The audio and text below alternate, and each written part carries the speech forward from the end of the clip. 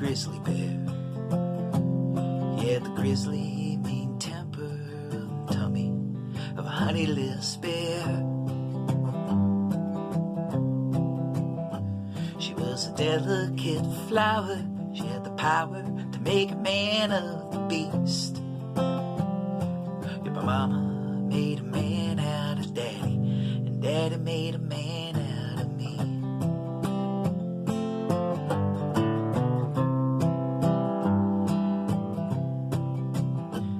I would whoop like the whooping crane, to whoop like the whooping cane, after whipping up some trouble around town.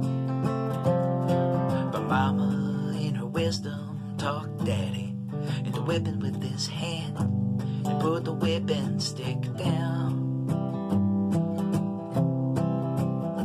Well, there was tenderness there in that old grizzly bear.